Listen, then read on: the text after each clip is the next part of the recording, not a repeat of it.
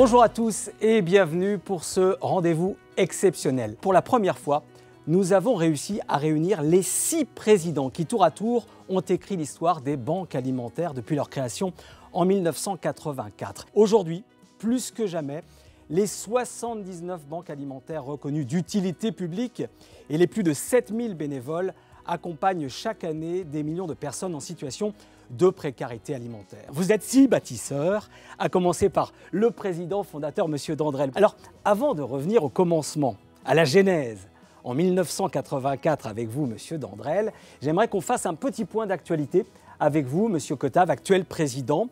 Aujourd'hui, en 2024, quels sont les soucis majeurs, les enjeux principaux pour les banques alimentaires? Il y a un enjeu principal, c'est l'augmentation permanente du nombre de personnes qui ont besoin d'aide alimentaire. Il y a aussi un changement du profil des gens qui viennent nous voir. Bon, il y a traditionnellement toute une série de personnes en difficulté qui sont toujours là, mais il y a des nouveaux profils, comme par exemple les travailleurs pauvres, c'est-à-dire des gens qui ont un salaire, qui ont un logement, mais qui sont souvent à mi-temps et au niveau du SMIC. Autre population nouvelle, vous avez les étudiants, qui sont de plus en plus en difficulté. Et puis, il y a plus traditionnellement les familles monoparentales, les retraités. Or, en face de cette augmentation, et c'est là le défi, la ressource traditionnelle, qui est la ramasse, elle est aujourd'hui à 38% de nos ressources, alors qu'elle a été à 45-50 avant, etc. On voit bien qu'elle va baisser petit à petit, compte tenu de la source se tarit. Face à ça, il faut qu'on trouve de nouvelles ressources. C'est ça le principal défi et un défi important. Donc il y a un enjeu qui dépend d'une part de négociations, ça c'est les ressources qui nous viennent de l'Europe ou du gouvernement, qui dépend de notre capacité à discuter avec les industries agroalimentaires, avec les agriculteurs, et qui dépend aussi du mécénat financier qu'on peut avoir, donc à discuter avec toutes les autres grandes entreprises ou organisations ou banques, etc. Donc ça, c'est un enjeu de ressources. Ensuite, on a un deuxième enjeu, qui est l'enjeu des bénévoles, dont on a parlé tout à l'heure, et de la recherche des bénévoles. On a un troisième enjeu qui est d'améliorer un petit peu la distribution en s'adressant aux zones blanches. J'aimerais qu'on revienne quand même à la genèse et au commencement, je le disais avec le président fondateur, M. Dandrel. Revenons en 1984. À cette époque-là, comment est venue l'idée, comment s'est imposée à vous cette idée de créer la banque alimentaire? C'est les food banks. C'est le modèle qui vous a inspiré. Exactement. Cette idée de la banque alimentaire, ce partenariat avec le système économique de l'agroalimentaire et le réseau des associations nous est apparu comme une excellente idée et qu'il fallait absolument l'introduire en France et la développer en France. Nous avons retrouvé une archive de l'INA qui date du mois de février 1985, un reportage sur l'ouverture de la banque alimentaire à Arcueil dans le Val-de-Marne. Regardez. Collecter les marchandises et les redistribuer ensuite, c'est l'objectif de cette structure qui a pour base le bénévolat. Bernard Ségara. Lutter contre la faim en utilisant les excédents alimentaires, tel est le principe de cette banque de marchandises fondée sur le don. L'entrepôt est une ancienne église désaffectée prêtée par l'évêché. La chambre froide a été offerte par une commune qui a voulu rester anonyme. Et des industriels ont fourni les véhicules, les chariots élévateurs et le mobilier. Ne manque plus qu'une photocopieuse. Est-ce que ça s'est passé comme ça pendant 22 ans? Comment les choses ont évolué? Elles ont évolué progressivement avec le réseau, bien sûr, des associations, des entreprises agroalimentaires, des centres communaux d'action sociale. Donc ça, c'était le côté public. C'est tout un vaste réseau, un maillage qui s'est créé, très attentifs les uns aux autres, chacun gardant ses spécificités, mais dans un contact harmonieux avec le seul but, c'est de permettre à toute personne en détresse de pouvoir se nourrir correctement. De voir des personnes retrouver leur dignité, parce que l'alimentaire, c'est quand même fondamental pour pouvoir vivre, pour pouvoir avoir une place au sein de la société, exercer un métier. C'est cette notion de lien social, au-delà de la base, la nourriture. Il y a, je crois, cet élément qui est très important dans les actions que vous avez menées. C'est certain.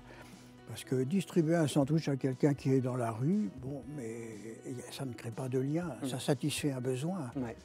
Mais toute la richesse, justement, des associations soutenues par les banques alimentaires, c'est de pouvoir créer un lien autour du repas. c'est fondamental dans une famille pour tout le monde. C'est donc leur redonner la société et les insérer au sein de la société. On passe en 2002 directement avec Monsieur de Porrette. Vous avez dit on ne fait pas les choses pour les gens, on fait les choses avec les gens. Et c'est bien de se faire parler les présidents, mais il faut surtout évoquer l'action de tous et de toutes, y compris des gens qu'on aide. Parce que les gens qu'on aide, en effet, c'est avec eux. Et c'est eux. Et ça a été, pour moi, l'action principale que j'ai essayé de conduire avec tous les autres, ça a été justement d'intégrer la réponse alimentaire dans la lutte contre l'exclusion. Vous avez, je cite, déclaré « Nous sommes des passeurs de denrées. En luttant contre le gaspillage, soyons aussi des passeurs de fraternité en créant du lien autour de l'alimentation pour aider l'homme à se restaurer. » Vous avez un peu développé finalement la pensée de M. Dandrel. Vous êtes dans la continuité. Ah oui, tout à fait. J'étais dans la continuité. Je n'ai pas cherché à ne pas y être. Oui. J'ai simplement adapté des actions, des moyens, etc. Et je pense que l'aide alimentaire, c'est une action de passeur. Nous passons, rien n'est à nous. Nous ne faisons que transmettre. Et c'est par cette action de passeur que nous amenons les personnes à prendre en main leur destinée. Parce qu'il ne faut pas que l'aide alimentaire soit une assistance. Ça, c'est une chose essentielle. Il ne faut pas qu'il s'installe.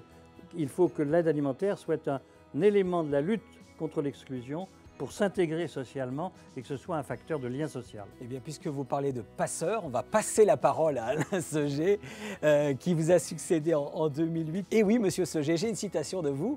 Et oui, tous les bénévoles qui viennent aux banques alimentaires considèrent qu'ils ont beaucoup plus reçu qu'ils n'ont en fait donné. C'est un enrichissement extraordinaire d'avoir pu avoir le privilège de travailler pendant 6 ans avec tous ces bénévoles de terrain, de rencontrer des personnes démunies, en situation de détresse et de voir qu'on peut véritablement les aider. Quand je suis arrivé en 2008, on va dire que le projet associatif était stabilisé. Il était clair, il était connu. Ma période, c'est plutôt une période, j'allais dire, de consolidation, d'organisation. On s'est inscrit dans ce que Pierre avait commencé, notamment avec les ateliers cuisine. Ouais. On a beaucoup développé ces ateliers, on les a fait connaître. En 2008, vous vous en souvenez peut-être, il y a eu une crise financière très importante.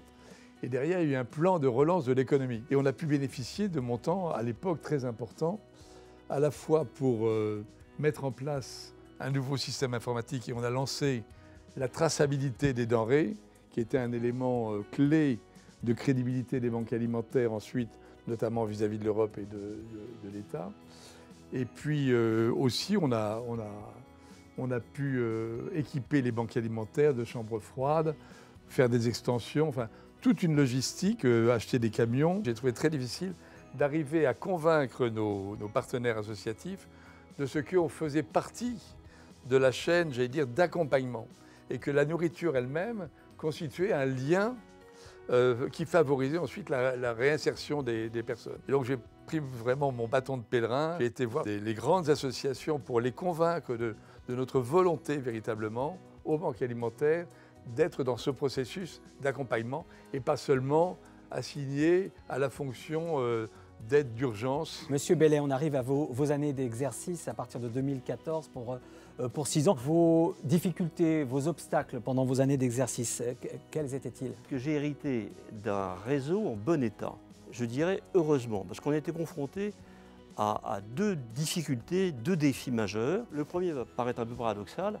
c'est la loi Garot qui a interdit de jeter les denrées. Et on a vu arriver beaucoup de nouveaux intervenants, parfois plus agiles, parfois plus communicants, plus attractifs pour les partenaires. Deuxième défi, et là je suis vraiment très fier pour le réseau, c'est le Covid. Tout début 2020, quelques jours de sidération du réseau. Après ces quelques jours, des bénévoles de 70 ans, 75 ans se sont remis à la tâche tous les jours, sans gants, sans gel, sans masque, alors qu'ils étaient censés être confinés. C'était un travail extraordinaire qui a fait que pendant toute cette période de confinement, les banques alimentaires ont fait leur mission vis-à-vis des associations. Et ça, c'était à la fois une difficulté, mais une fierté pour le réseau exceptionnelle. Vous avez hérité, Monsieur Balland, de cette situation ou plein Covid.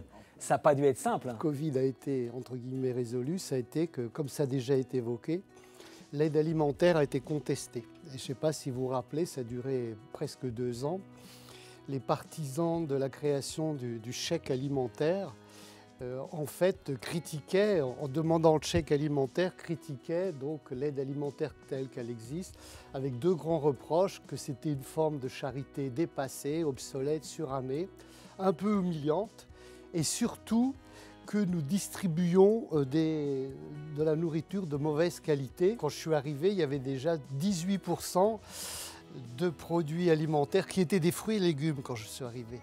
Et donc, avec toute l'équipe, on a voulu répondre aux critiques qui nous étaient faites et reprendre en fait les mêmes objectifs que le chèque alimentaire et donc améliorer la qualité. Et on a eu l'idée, enfin peut-être que l'avait eu avant moi, de développer les circuits courts, de passer des conventions avec les agriculteurs. Le fait d'acheter des produits agricoles résolvait ou tentait ou atténuait le gros problème de la diminution de la ramasse en quantité et en qualité. Et au moment, par exemple, où je suis parti, il y avait 25% des produits. On a vraiment été heureux quand la Première ministre est venue à la BA de Reims pour annoncer le dispositif, excusez-moi, je regarde mes chevilles, mais qu'on avait quand même suggéré. Hein. Les enjeux futurs, quels sont-ils? Moi, je vois évidemment comme enjeu, ça a déjà été dit, améliorer la qualité de l'alimentation distribuée.